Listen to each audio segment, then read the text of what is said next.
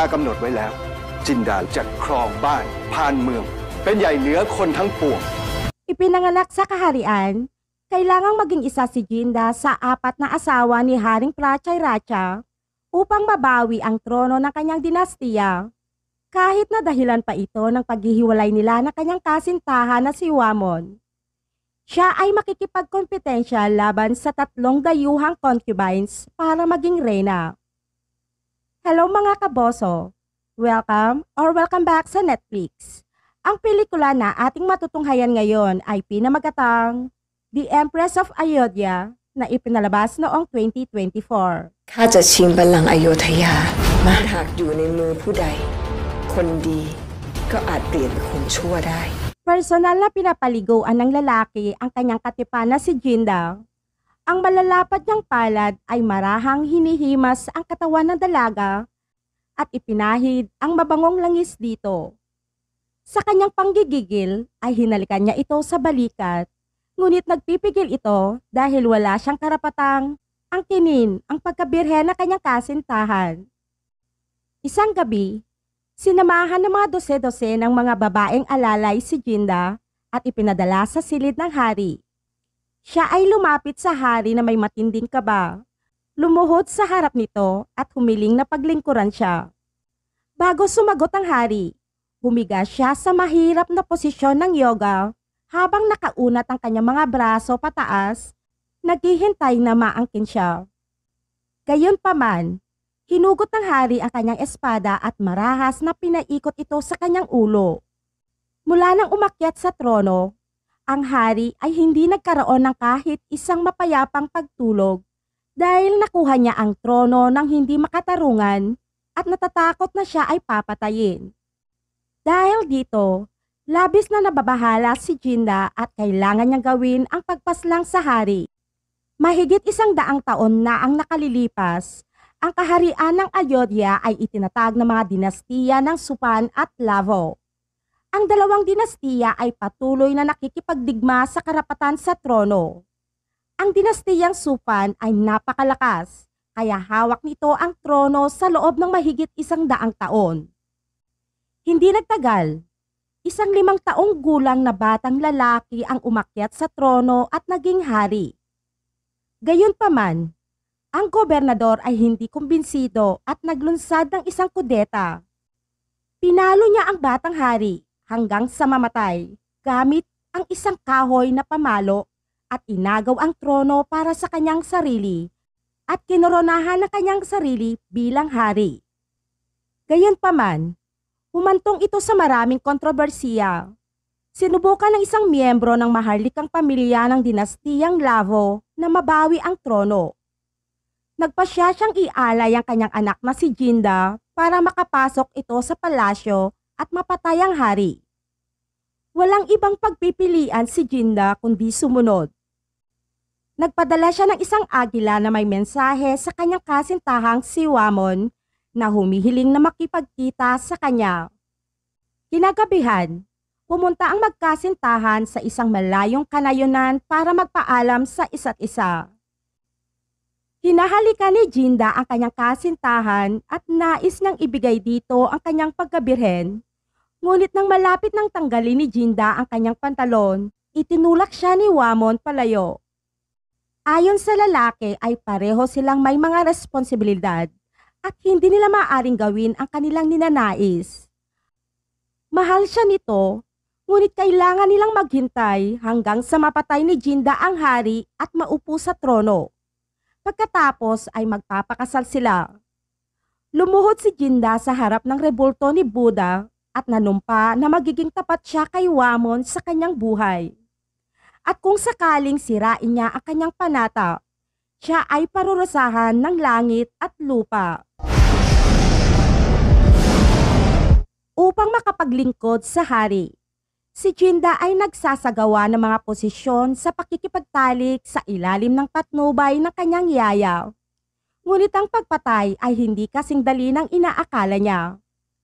Madali siyang madaig ng isang babae, lalo pa ang isang hari na nakipaglaban sa maraming digmaan. Kinabukasan, sumakay si Jinda sa palanquin at lumipat sa palasyo na napapaligiran ng maraming katulong.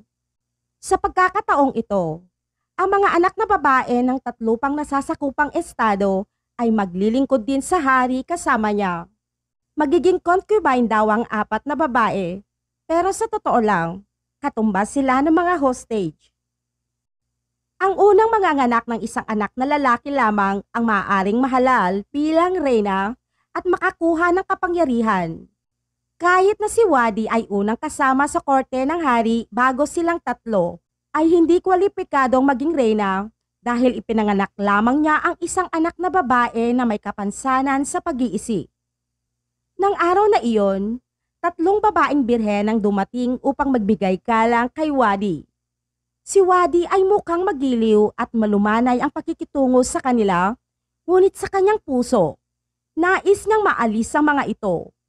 Sasandaling makuha nila ang pabor ng hari at ipanganak ang isang prinsipe, ang kanyang posisyon ay malalagay sa alanganin. Ang kagandahan ng itsura ni Jinda ay nagdudulot ng takot para kay Wadi. Kaya sinuhulan niya ang isang astrologo at hiniling sa kanya na humanap ng paraan para pigilan ng hari na paboran sila, lalo na si Jinda.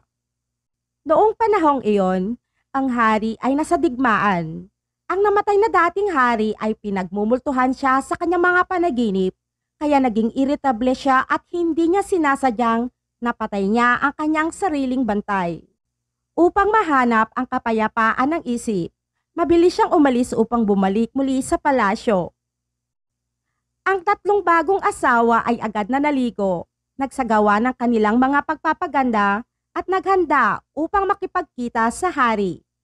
Gayunpaman, 5 araw na ang sunod-sunod na lumipas, hindi sila pinatawag ng hari kaya labis silang nababalisa. Subalit dahil ayaw umupo at maghintay, nagpasya si Jinda na makipagkita mismo sa hari.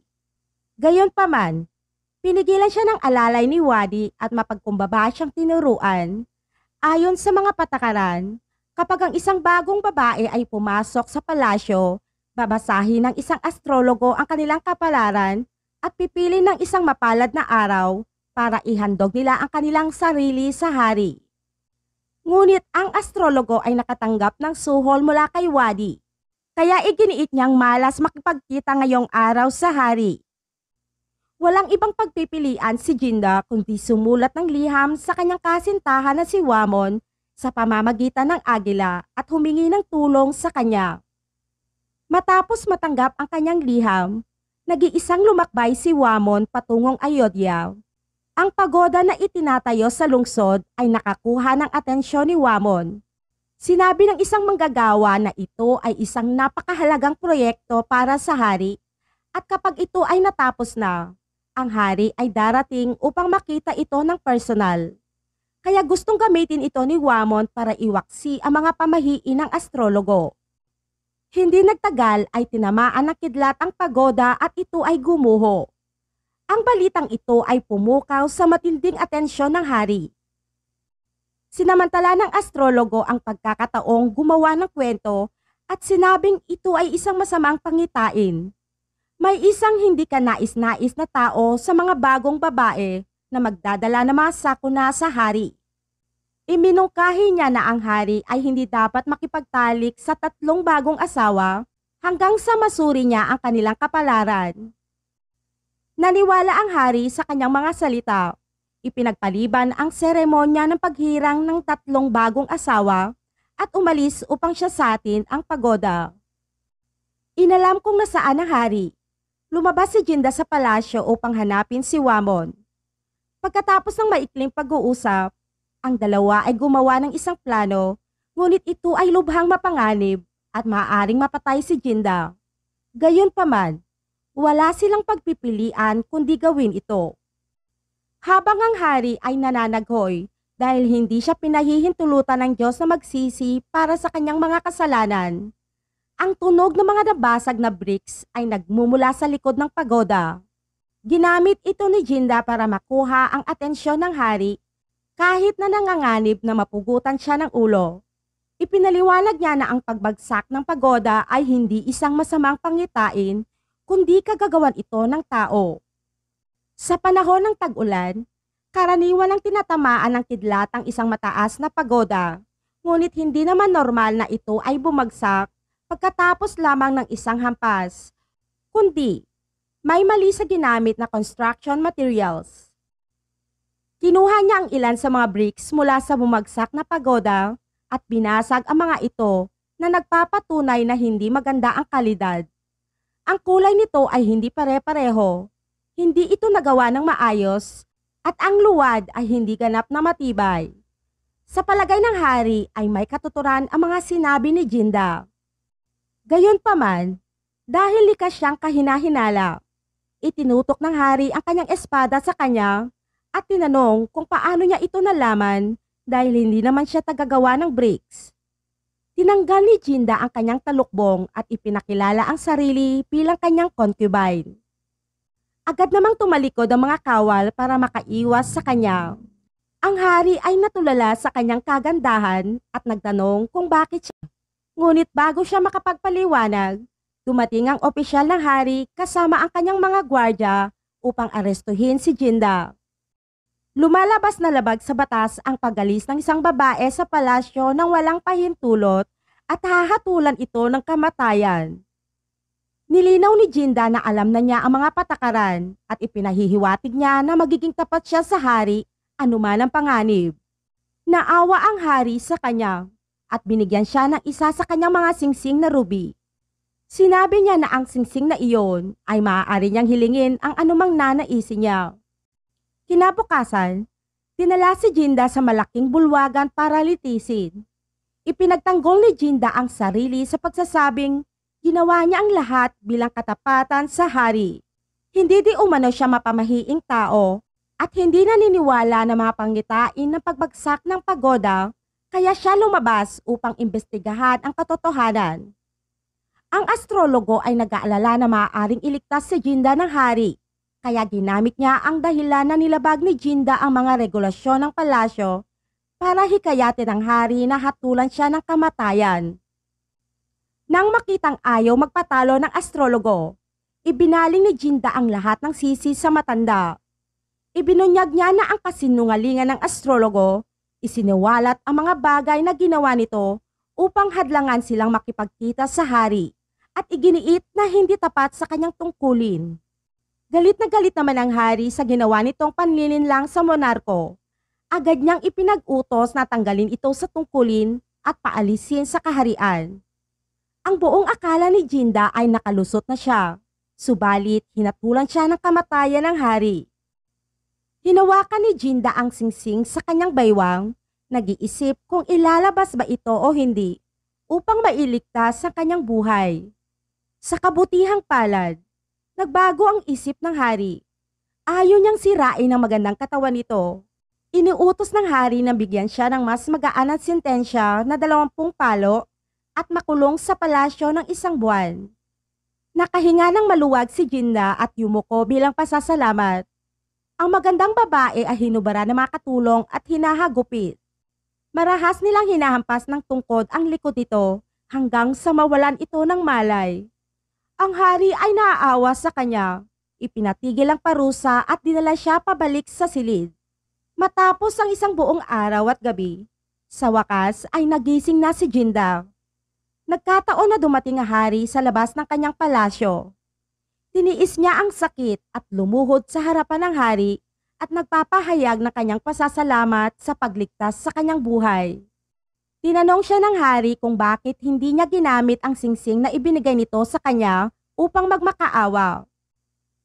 Pinuri siya ni Jinda sa pagsasabing hindi na ito kailangan dahil sigurado na siya na ang hari ay bukod sa pagiging mabait, ay hindi siya papatayin sa pagiging tapat sa kanya. Nang marinig ang kanyang papuri, ang hari ay labis na nasiyahan at naging mas interesado pa kay Jinda. Gayunpaman, ang kanyang nakakalokong ngiti ay nagpapanginig pa rin kay Jinda sa takot. Samantala, ang astrologo ay pinapaalis na sa lungsod.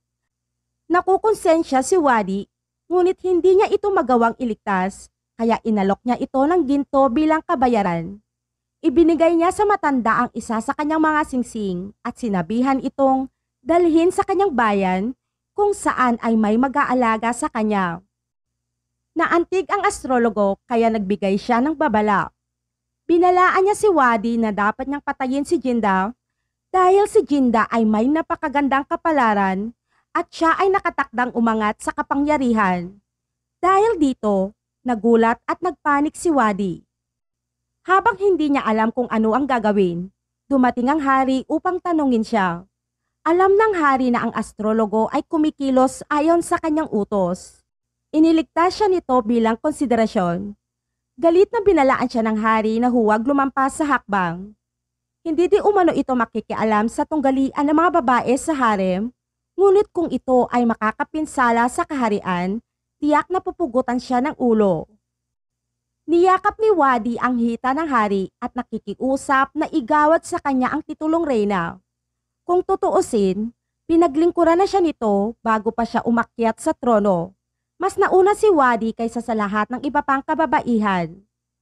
Ang hari ay may damdamin para sa kanya, ngunit hindi niya maaaring sirain ang utos ng mga ninuno na ang isang babae na magsisilang ng tagapagmana lamang ang karapat-dapat na gawing reyna. Kaya umiyak si Wadi at nagmakaawa sa kanya na bigyan siya ng isang anak na lalaki. Hindi napigilan ng hari ang tukso at nakipagtoknakan ito sa kanya sa kama. Kinabukasan, kumalat ang balita tungkol sa pabor ng hari sa buong palasyo. Sumulat si Jinda ng isang liham na nakatali sa paa ng agila at ipinasa ito sa kanyang kasintahan. Inuulat niya kay Wamon ang tungkol sa kanyang kaparusahan at lahat ng nangyayari sa palasyo. Sa hindi inaasahang pagkakataon, naramdaman ni Tanyong mula sa Southern Royal Family na may balak si Jinda. Dahil may nakita siyang agila na lumilipad palabas sa kinaroroonan ni Jinda. Upang malaman ang katotohanan, pumunta si Tanyong sa lugar ni Jinda at nagkukunwaring sinabi na ayaw niyang pagsilbihan ng hari, ngunit wala siyang choice kundi pumunta dito. Pinayuhan niya si Jinda na huwag lumaban sa iba at magpagaling. Pagkatapos ay inilabas niya ang gamot mula sa kanyang tinubuang bayan at hinimas ang mga latay sa likod ni Jinda. Hinihipan pa niya ang mga sugat nito sa hindi maipaliwanag na paraan. Habang kinukuha niya ang atensyon ni Jinda, nadiskubre ng kanyang katulong ang isang walang laman na dapuan at pagkain ng ibon sa lugar ni Jinda. Ngayon, sigurado na si Tanyong na may pribadong pakikipag-ugnayan si Jinda sa labas ng palasyo. Pero hindi niya ito sinasabi kahit kanino. Sa halip, naghihintay siya ng tamang pagkakataon. Kapag nalaman na niya ang sikreto ng lahat, walang maglalakas loob na apihin o hiyain siya. Nagpapanggap lamang na inosente si Tanyong. Kung tutuusin, sinong babaeng ipinadala sa palasyo ang ayaw makipaglaban sa posisyon bilang reyna? Makalipas ang ilang araw, ginanap ang seremonya ng paghirang sa 4 na pangunahing asawa. Ang hari ay nagwiwisik ng banal na tubig sa mga ulo ng 4 na babae at naglagay ng 3 puting tuldok sa kanilang mga noo bilang tanda ng kanyang pagpapala. Ngunit pagdating kay Jinda, naging mas malambing ang kanyang pakikitungo sa kanya ng hari at higit na mapagmahal. Itinaas ang kanyang baba, tinitigan ng diretsyo ang kanyang mukha at ibinigay sa kanya ang kanyang basbas. Nagsaselo si Wadi at sinubukang agawin ang atensyon ng hari at nagkunwaring nahimatay, ngunit nabigo siya. Hindi maalis-alis sa isipan ng hari ang magandang si Jinda. Pagkatapos, inutusan ng hari ang mga kasambahay upang ipaalam kay Jinda na maghanda para sa kanyang serbisyo ng gabing iyon. Laking gulat naman ni Jinda dahil kasalukuyan siya nakayakap sa kanyang kasintahan. Kalahating oras bago pa man mangyari iyon, si Wamon ay nagkunwari bilang isang alalay mula sa bayan ni Jinda at sumunod sa iba pang mga katulong sa palasyo. Nang malaman niyang matutulog ang hari kasama si Jinda sa gabing iyon, nalulungkot siya ng labis.